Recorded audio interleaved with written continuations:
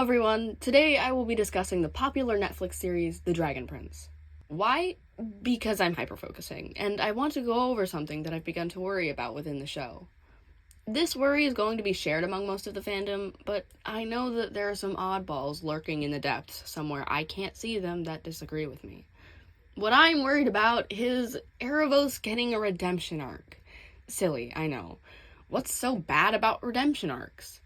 The answer is nothing, as long as they're done correctly and with the right characters. Aaravos just isn't the kind of character who needs or deserves a redemption arc. Disclaimer!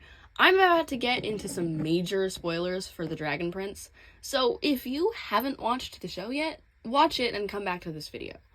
Or don't and just click off. Or suffer from having The Dragon Prince spoiled for you. Okay, onto the analysis. Aaravos is a major villain in the Netflix series The Dragon Prince. The list of villains in this series is a long one. Here is that list, from the least villainous character to the most villainous. Runan, Terry, Rexignius, Queen Kessa, Tristan, Nyx, Prince Kasif, Solregum, Selir, Miana, Pharos, Karim, Kimdale, Finnegan, Viren, Claudia, and Aaravos. There are two antagonists that I didn't list here because we haven't seen enough of them to rank them appropriately. These characters are Ziyard and Kapar. The point of this listing is to acknowledge all of the villains in this series. As you can see, there are a lot of them. The listing is also based on my opinions and analysis of these characters. It's arbitrary. Let's focus on the fact that Aaravos should be placed at the top no matter what. He's been the reoccurring villain throughout the series, barring season 1. From the moment he's introduced in Season 2, Episode 3, Smoke and Mirrors, it's clear that he will be a significant character and probably a villain, seeing as he is first associated with Lord Viren, the main antagonist in Seasons 2 and 3. This notion is proven over and over again throughout the show.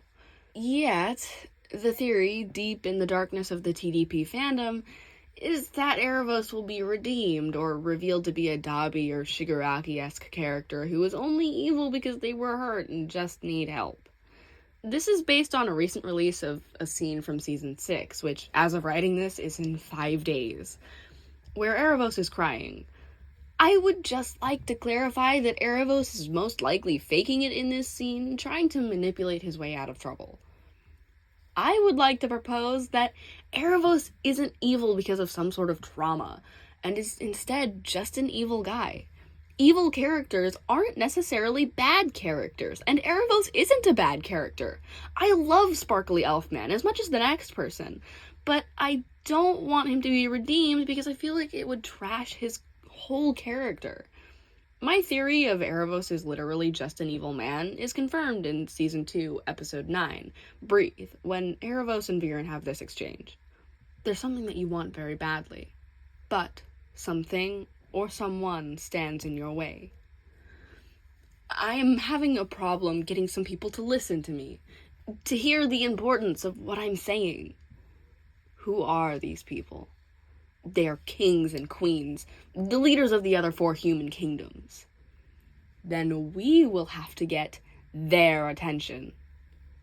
Aaravos knows that Viren is ambitious and power-hungry and uses that to his advantage in this conversation.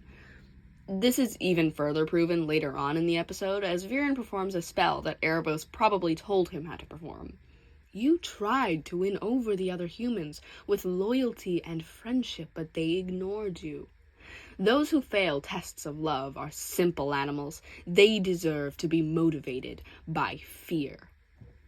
Aaravos is undeniably manipulative here. He even compares the kings and queens of the other human kingdoms to simple animals, and says that they need and deserve to be motivated by fear of Xadia and its residents. Aaravos is actively encouraging Viren to start a war with Xadia, which is an incredible act of malice. Not only is he taking part in starting a war, but he also justifies it by saying that the other kingdom's rulers failed a test of love by refusing to stand with Viren in starting a war. This is clear manipulation. He's convincing Viren to start a war that will result in many deaths on both sides with pretty words. Still think Aaravos is redeemable? Okay, let's dig a little deeper. In Season 3, Episode 5, Heroes and Masterminds, Claudia comes into Viren's room, and they have this exchange. Claudia, you understand why Prince Ezrin had to be removed.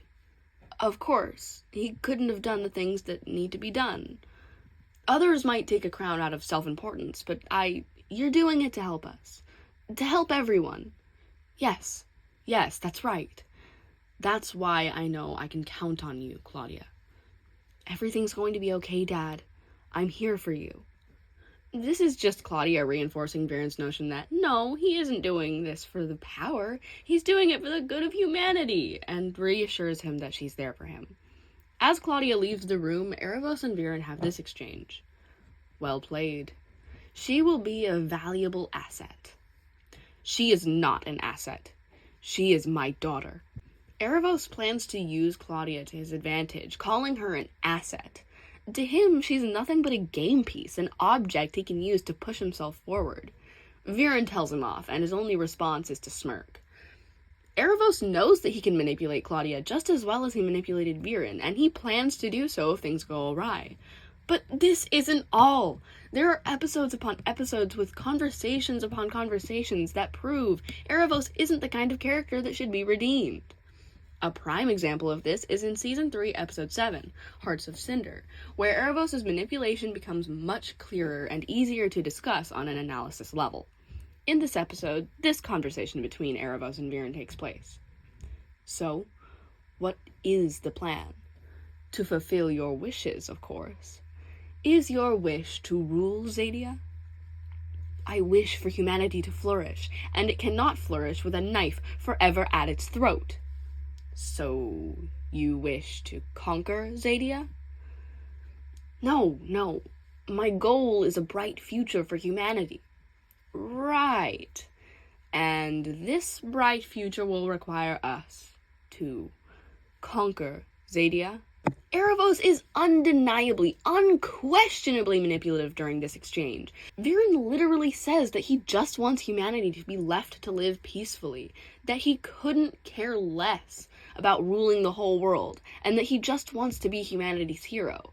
Aaravos twists it by convincing Viren that he can only be humanity's savior by taking control of Xadia. There is no universe where Aaravos isn't manipulating Viren while still being as good of a character as he is. There just isn't. And if you were to make it so that Aaravos truly believed that this was correct, that humanity's only path to peace and safety was conquering Xadia, you would be diluting his character. Aaravos knows that if Zim is returned to Zubeia by Ezrin, Callum, and Rayla, the relationship between humans and the elves and dragons will begin to mend. He knows this. There's no way that he doesn't. Aaravos further proves his villainous nature later in the conversation. You must take down the Dragon Queen and capture the baby dragon. Then you will have the attention of all the world and the power to do what you want. But first, there is something we need here in Luxoria.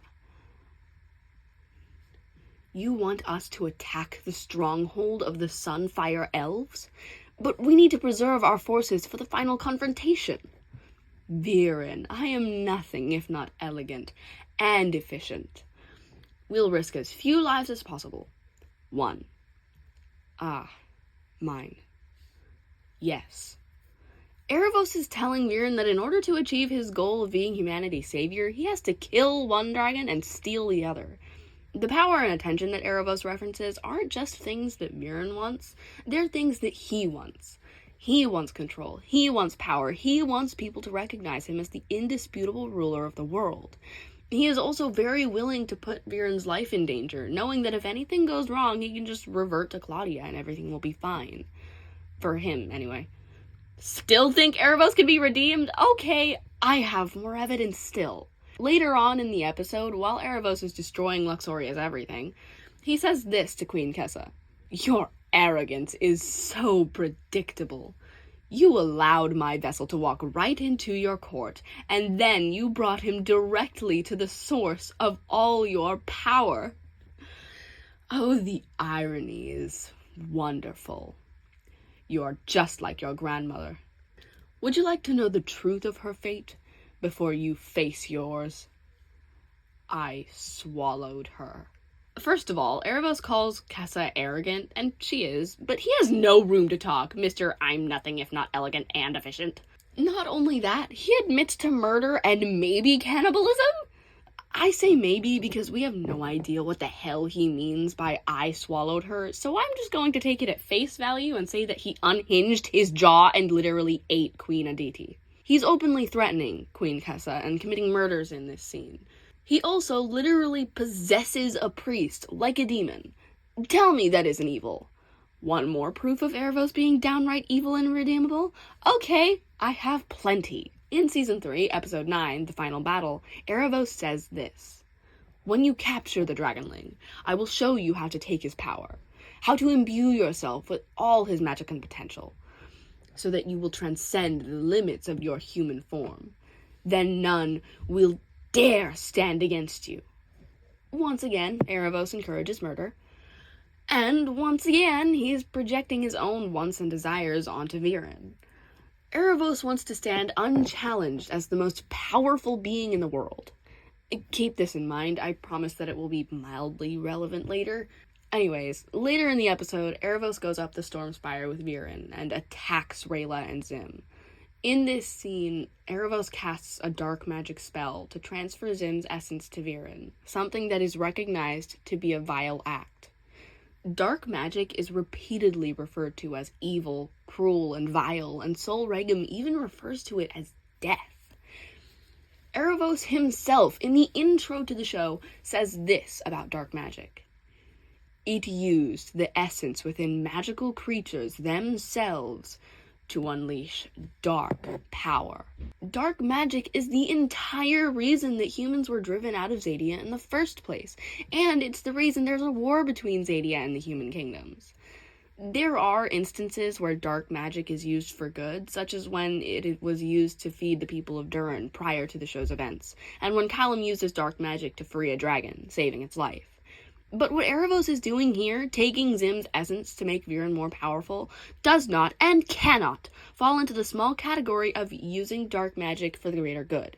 It's simply evil.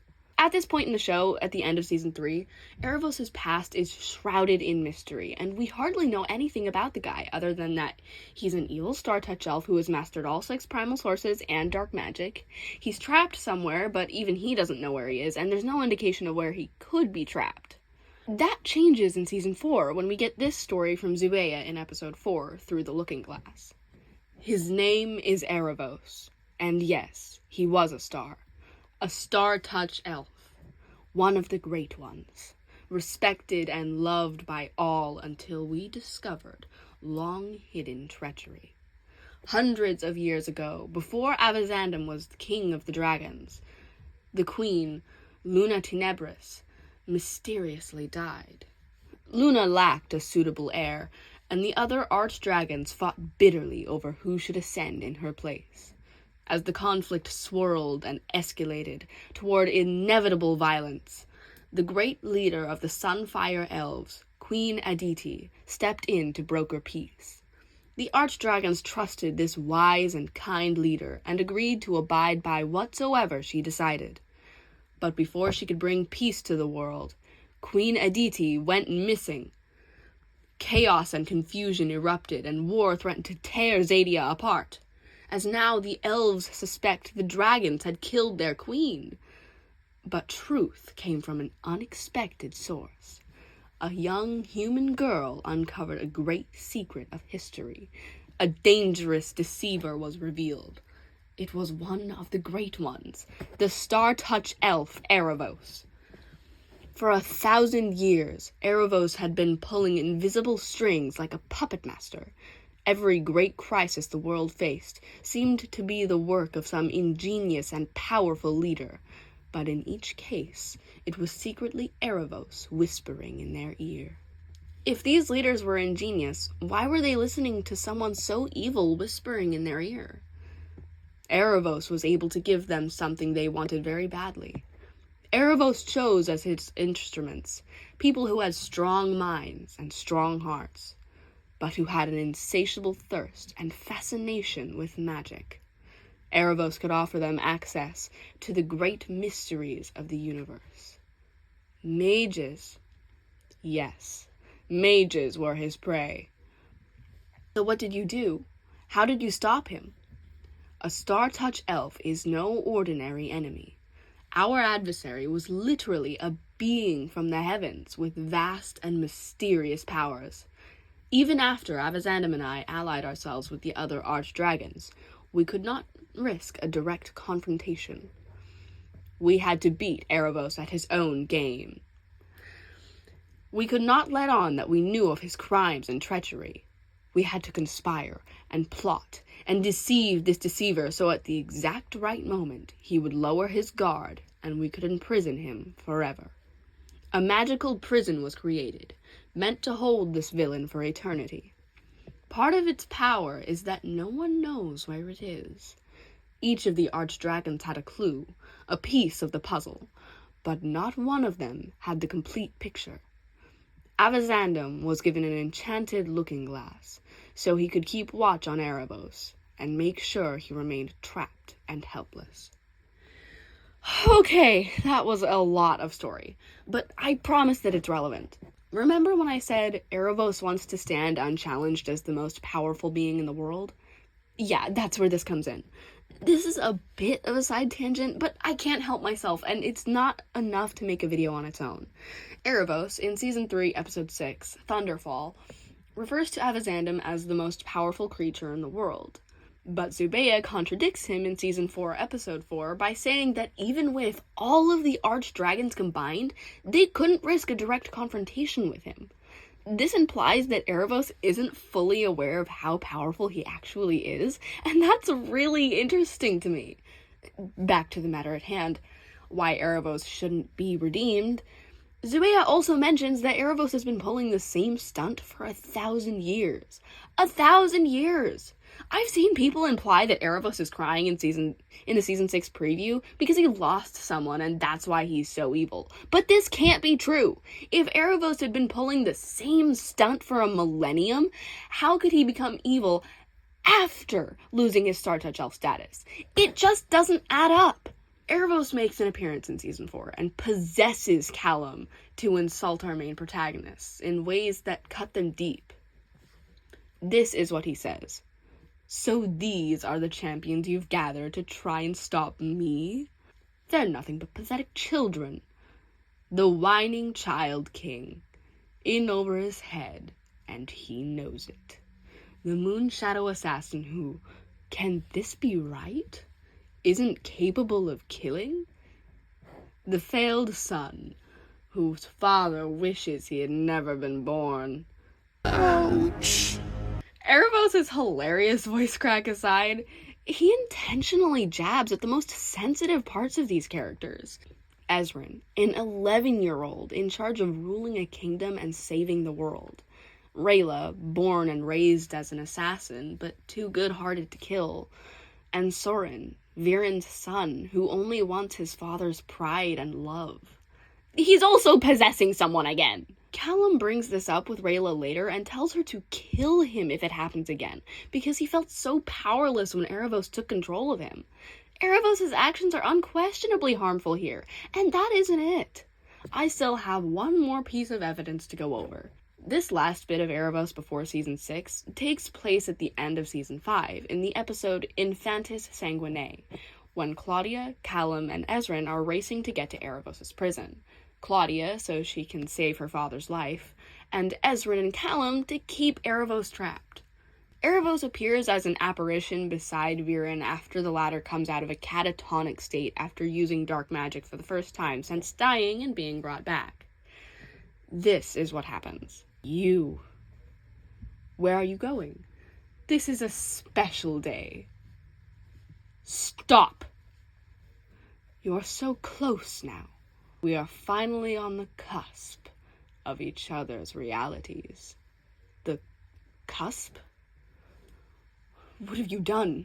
You've trapped me with you. No, I've merely borrowed your consciousness for a few moments. You are my guest. I do not want to be here. My freedom is so close I can taste it. Yes. I sense Claudia approaching. Others are near as well. But no matter. Your daughter is far more powerful. Now, as to the matter of your mortal existence, you cut it rather close, coming in on the 30th day. Just a few hours left before your life expires. Poof! Don't worry. Making your resurrection permanent won't be a problem. It's one of the old spells, Infantis Sanguinae, named for the one necessary ingredient, the blood of your child. What? The blood of my child? You can't expect to wield such powerful life and death magic without some sacrifice. I am not a monster.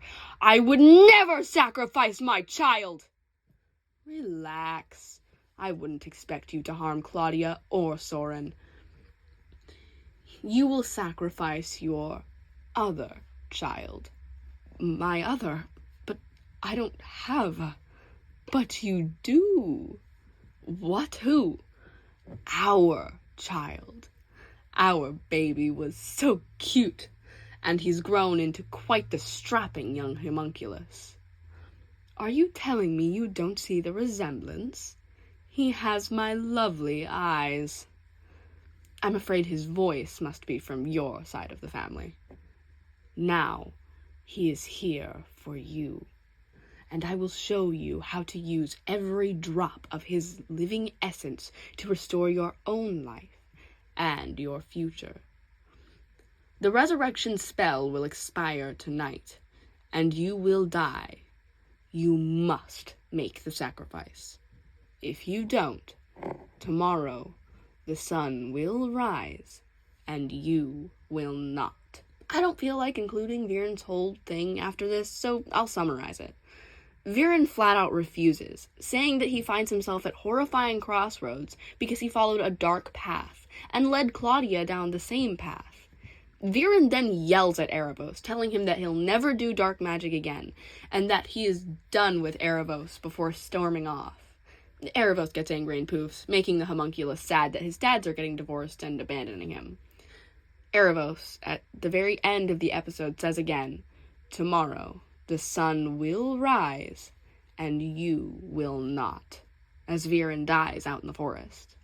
The whole Aaravos and Viren have a kid together thing is too complicated for me to explain in this video, so don't worry about it. What matters is that Aaravos is mildly heartless in this scene. He understands that Viren would never harm Claudia or Soren regardless of the circumstances, but doesn't care much about the life of the homunculus. He says that their baby was cute and that he's grown well, but he is still willing to murder him. He also insults Viren's bloodline here, which I find hilarious, but it's irrelevant. So, after all of this talking and spoiling nearly every Aaravos scene in The Dragon Prince, I hope you understand why I'm so against the very idea that Aaravos is anything but just an evil, evil man. Aaravos is very capable of being silly and funny, and I like that side of Aaravos, but that doesn't change the fact that he's an evil person. He's meant to be evil. He's meant to be a bad, bad boy, and that's what makes him a good character. That's what makes Aaravos Aaravos. I feel like we can have tons of fun with the character we are presented with. A villain. Villains, again, aren't necessarily bad characters. A character who is a god-awful person can be a really good character. Take Alistair, Mapleshade, Breezepelt, Claudia, and Finnegrin as examples. All of these characters are bad people, but they're incredibly well written and established as bad people, and that's what makes them fun. You don't need to redeem every evil character there is, and you shouldn't, because if you redeem Mapleshade or Breezepelt, you're diluting their character and the story at large. Oh, but if Aaravos doesn't deserve a redemption story, then Viren didn't either, you might say, but that's where you're wrong.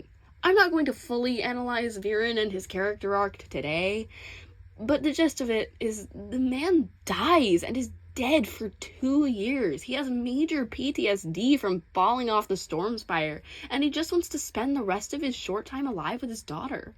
Viren is also incredibly well written as a villain, but unlike Aaravos, he is revealed to be a person who was misguided and was only trying to do what they thought was best for the people around them, denying that all they really want is power.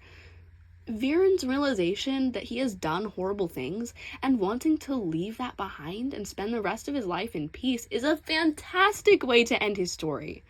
I almost wish that he hadn't died so he could help our main characters defeat Aaravos, but that would be diluting the story in a whole new way. Aaravos is an awesome character. I've loved him since the moment I first saw him in the show. He's evil and bad and he wants to rule the world. He's silly and hangs upside down in front of Viren to tease him about their relationship and says poof in the goofiest way while talking about someone dying. He's amazing and I love him, but I don't want him to be redeemed. If that happened, I wouldn't like the show anymore. I would be completely disillusioned by it and end up leaving the fandom. I think the best possible way for Aaravos' story to end is for him to get brutally murdered by Ezran while everyone fights over Aaravos' magic cube. I want Aaravos to have an epic death, and I want everyone to start jumping up and down like kids high on sugar and shout, "Yay, Aaravos is dead!" That's how I want the show to end. I want everyone to murder Sparkly Elfman and then throw a party. Like, you can't write a character that is so good, that is so evil. You can't write a character who is that evil and then just redeem them. It's just a bad writing choice. And I really, really, really doubt that they're going to redeem Aaravos because it's such a bad writing choice. But,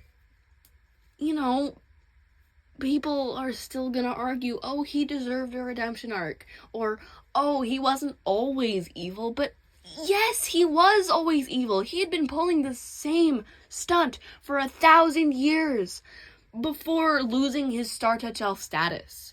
And the scene where Aaravos is crying, sounding like Santa Claus, that's after he loses his Star Touch Elf status.